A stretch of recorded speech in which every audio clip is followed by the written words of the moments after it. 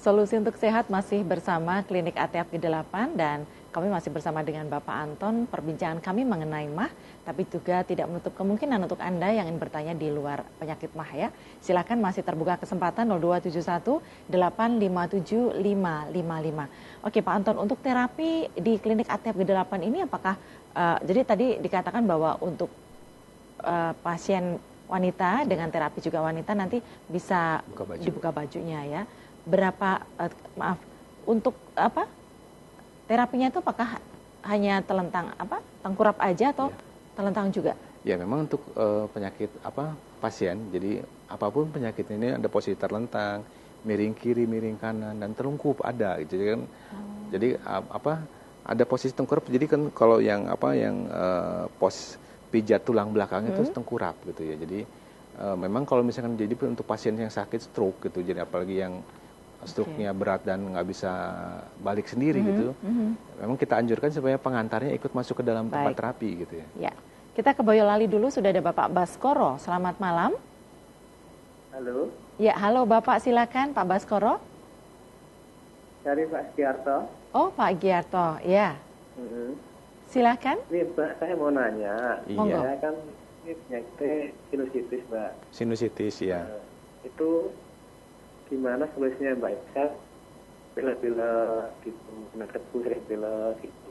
Tapi sudah berapa kali coba obat nggak ada perubahan gitu loh. Oke, Bapak sinusitisnya udah lama Pak? Sudah lama 5 tahun sudah ada ya. 5 tahunan. 5 tahunan. Kumat-kumatan apa gimana Pak? Iya Pak, saya kumat Pak. Oke.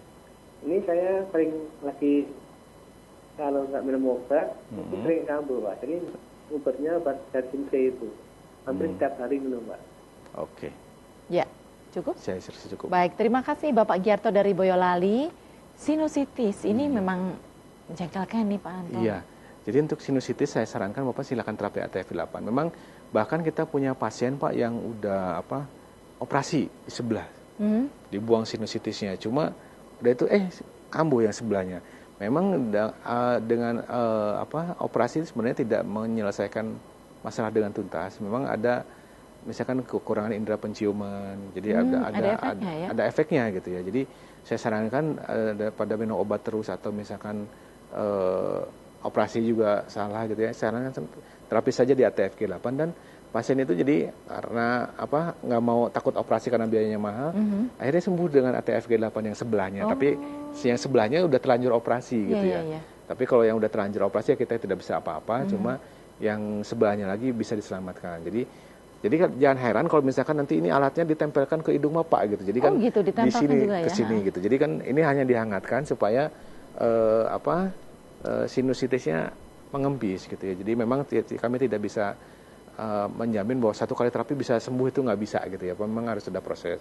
Selain itu dengan terapi ATF8 nanti insya Allah daya tahan tubuh Bapak akan lebih kuat gitu. Tidak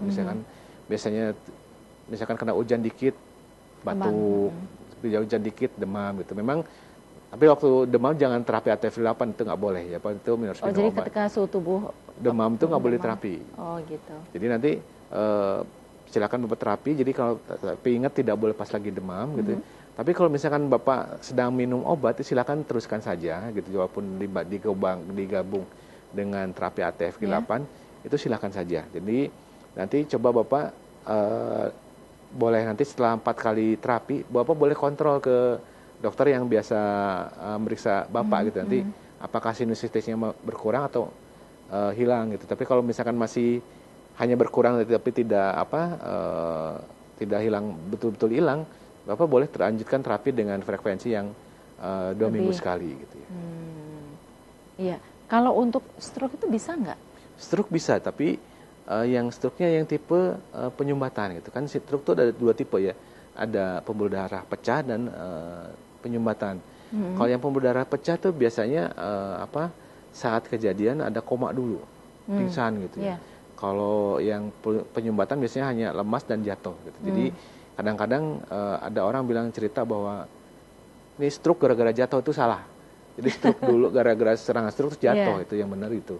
Cuma nanti harus sabar, cuma memang tingkat kesembuhan tiap pasien pun berbeda-beda, karena kalau ada yang datang sudah parah, ada yang datang hanya baru stroke langsung datang, itu kan lebih mudah disembuhkan daripada yang stroke yang bertahun-tahun baru diterapi ATF-G8.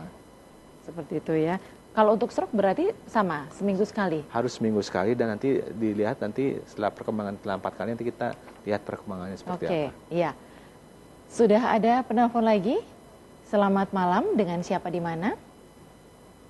Oh, putus ya. Baik, silakan dicoba lagi 0271 857 555. Jadi ini stroke pun juga bisa diterapi untuk khusus juga termasuk untuk ini, misalnya ada anggota tubuh yang sudah mati rasa? Iya, jadi kan stroke kan biasanya kan mati sebelah gitu ya.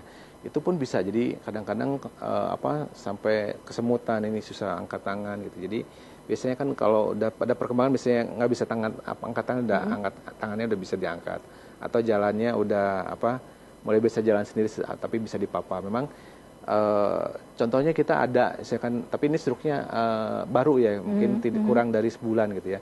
Dia terapi datang pertama tuh masih dipakai tandu.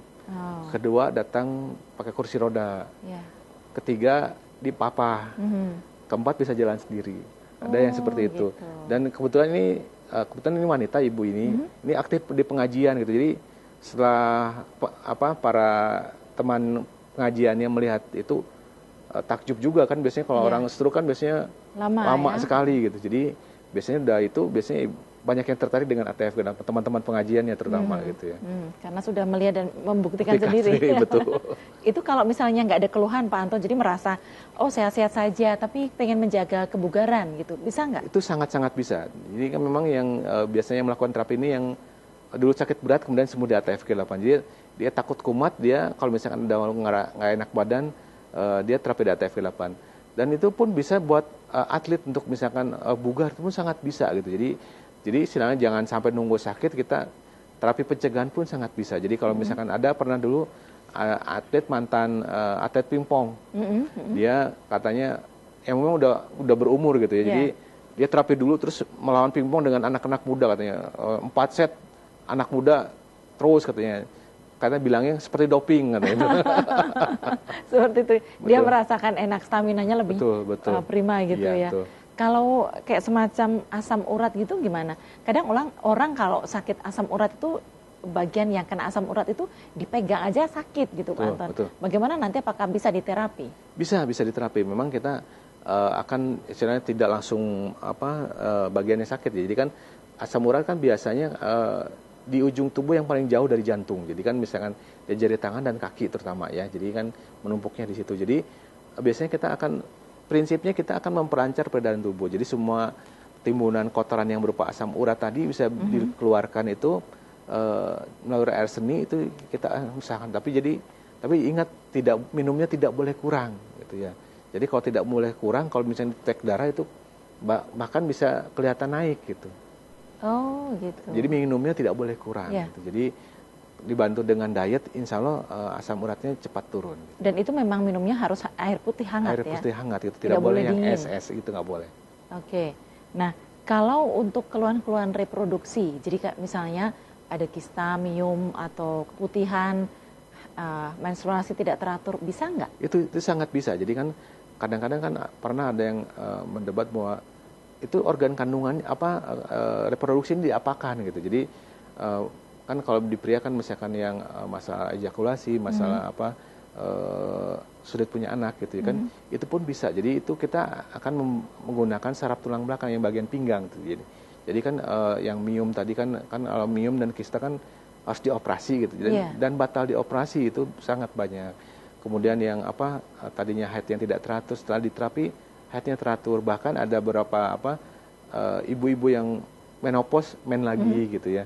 Itu nggak bahaya itu kan? Nggak bahaya. Cuma kan sebenarnya kita hanya menunda menopausnya tadi sebenarnya. Jadi kan karena produksi hormonnya aktif lagi aktif lagi gitu. Dan istilahnya kan namanya orang sehat kan jadi terlihat muda, lebih segar gitu kan. Walaupun kita tidak menjanjikan bahwa ini terapi buat kecantikan gitu kan. Orang sehat dengan dibandingkan orang sakit kan tentu lebih cantik yang sehat tentunya. Biasanya orang-orang apalagi yang sudah tua gitu ya Pak Anton, ketika dia mengetahui penyakitnya, kemudian dia ingin pola dietnya itu bisa lebih disiplin. Betul. Tapi kadang lupa apa ya yang jadi pantangan, Iya. apa yang dianjurkan. Iya. Ada nggak sih kayak semacam panduan gitu, Iya. pedoman? Kita ada pedoman buku seperti ini. Jadi kan kadang-kadang pasien tuh kan, apalagi yang datang sendiri nggak ada yang nganter gitu kan, kadang-kadang misalkan ibu, bapak gitu, misalkan ini pantangannya ini ya, misalkan yang darah tinggi ya, nggak boleh makan jeroan, nggak boleh makan yang lemak-lemak, nggak boleh makan yang digoreng gitu. Kadang-kadang lupa gitu dari rumah, apa ya tadi ngomong apa ya tadi ya, ini boleh nggak ya gitu. Belilah buku ini gitu kan, ini harga eceran tertingginya pun hanya Rp5.000 gitu. Jadi ya belilah gitu, daripada lupa-lupa mending tinggal nanti dibuka dibaca, tinggal ya? dibuka atau dibaca lagi, daripada mau nyatat nanti malas juga nyatatnya gitu. Dan kemudian supaya nanti yang di rumah pun ikut baca gitu. Jadi kan kalau yang rumah ikut baca, harus jadi istilahnya jangan makan yang dipantang oleh pasiennya gitu. Kalau bisa diet ya serumah aja, itu kan kalau diet sehat tentu serumah ikut diet kan rasanya lebih sehat juga gitu ya. Oke. Nah, kalau ini kan sudah mau puasa ya Pak Anton ya. Pengaturan terapi ketika sudah masuki bulan puasa, termasuk juga untuk konsumsi air putihnya yang tadi harus banyak, kemudian untuk makan pepaya mengkalnya seperti apa? Ya sebenarnya kita tinggal akali saja, jadi itu tinggal digeser ke subuh sama maghrib gitu ya. Jadi jangan ingat, jadi supaya nanti mahnya tidak kumat atau yang pertama itu jangan langsung, pertama harus diingat buka puasa tuh misalkan dengan teh manis gitu atau dengan kolak gitu, itu bagus. Dan ingat setelah minum teh manis itu jangan langsung makan nasi, beri jarak dulu, misalkan udah tajil istilahnya, sholat maghrib dulu baru makan. Jadi kan kadang-kadang kan kalau lihat orang buka bersama gitu namanya kan, wah langsung semua di itu sebenarnya nanti perutnya kaget gitu. Jadi kan harusnya tajil dulu, sholat maghrib dulu, baru makan, itu akan lebih bagus buat kesehatan. Oke, baik. Sudah lengkap nampaknya yang disampaikan Pak Anton. Pesan untuk pemirsa TA TV ini Pak Anton. Iya, untuk pemirsa TA TV dimanapun Anda berada, kalau misalnya pengobatannya mudah, murah sebenarnya, dan kita sebenarnya untuk kesembuhan saksi kesembuhan banyak gitu ya. Jadi bisa dicari di YouTube kalau misalnya mau cari sendiri dengan kata kunci ATFG8, itu semua cerita asli pasiennya, cerita dengan bahasa dia sendiri. Dan ingat, ikuti anjurannya, hindari pantangannya supaya kesembuhannya pun mudah didapat. Jangan lupa tiap terapi ATF8 wajib booking dulu via telepon supaya kita lebih maksimal melayani. Oke, baik. Terima kasih Pak Anton kehadirannya. Dan pemirsa, demikian tadi hadir kami bersama Bapak Anton dari Klinik ATFG8. Jangan lupa untuk Anda yang ingin mendapatkan kesembuhan bersama Klinik ATFG8, karena tanpa obat, tanpa jamu, dan juga bukan magic. Sari Atmaja beserta teman-teman yang bertugas mengucapkan terima kasih. TA TV masa kini dan tetap berbudaya. Sampai jumpa.